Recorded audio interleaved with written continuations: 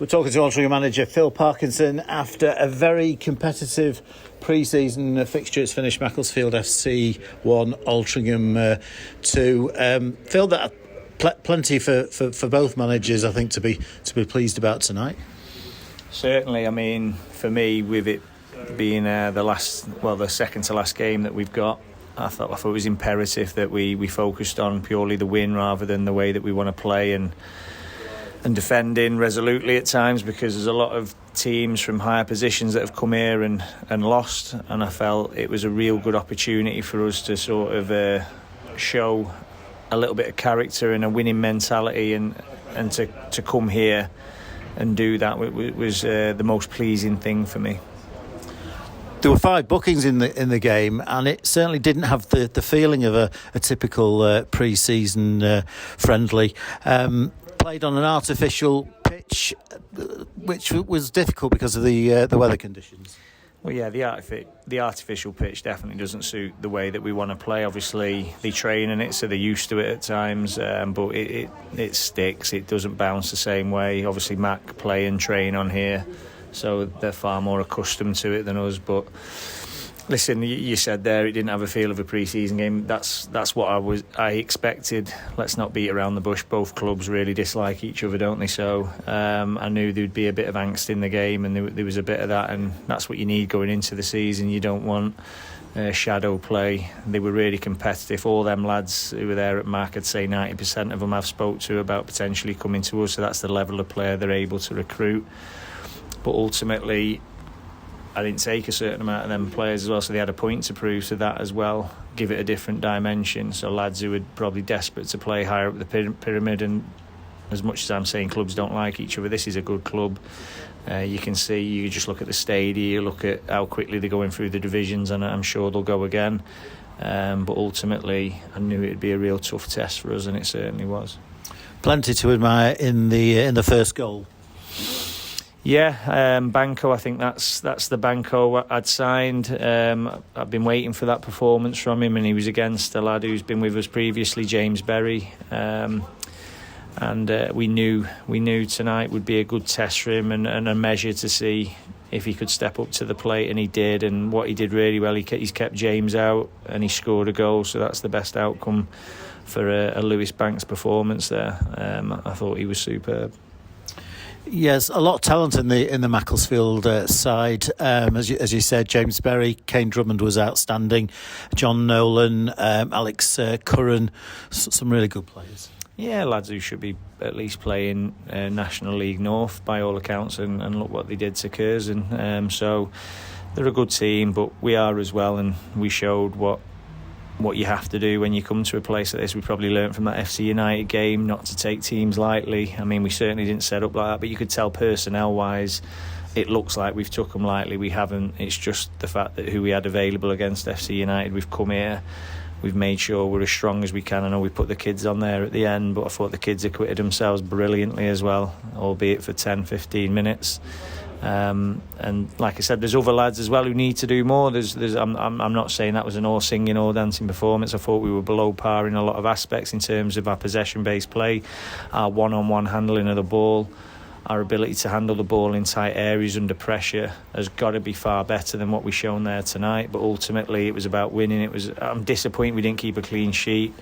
I mean, Ethan's done really well as well. He's made the initial save and just ever so unlucky. It's rebounded to the lad, and probably got that wrong as well. The lads on the edge from the corner with the subs. I probably should have had Justin Donowa there rather than George Wilson, who I thought George had a cracking game as well, so I'm not putting it on him, but I'm just looking at the pace that they had, who they were leaving up, and it was always going to be a difficult foot race if that ever did happen.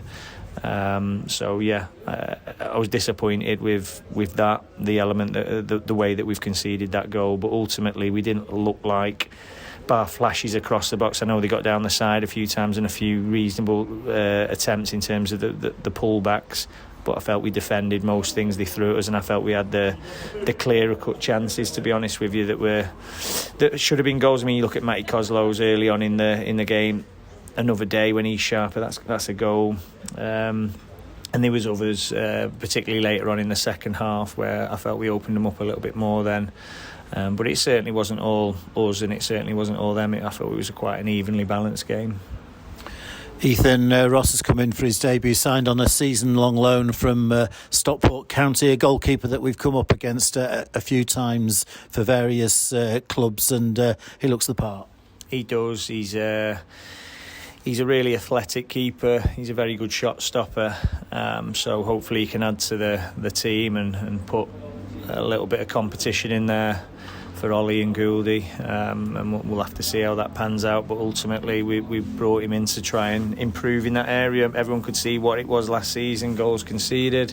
We've not looked like we're going to improve on that with the way we've shaped up in a few pre-season games. So rather than hoping, I'm never big into hoping. If I can see something that needs fixing, I've tried to fix it, and hopefully Ethan can come and do well for us. And our final game is against Manchester United under 21s on Sunday, kick-off 2 p.m, and we're hoping for a big crowd, and again that should be a terrific event at the J Davidson Stadium. I hope so. I mean, you're looking at, I think they beat Wrexham the other day, didn't they, the young lads, so they're going to be a real tough opposition. They were tough last time. I think they'll be even stronger now. We'll probably see a player that we had last season, Maxi Oye-Dele, I suppose, should be featuring for them, so there'll be elements of it'd be nice to see him back, but I won't want him to do well, and I really want us to step up. It'll be a real tough game because they'll be outstanding in possession as they were when we played them last time, so we'll have to be on our mettle out of possession. But I'd like to think with some of the players now ramping up the minutes, so Justin Amaluza there's got his first 80, Chris Cons his first, well no, he did 90 didn't he the other day, but again a 90 and an 80.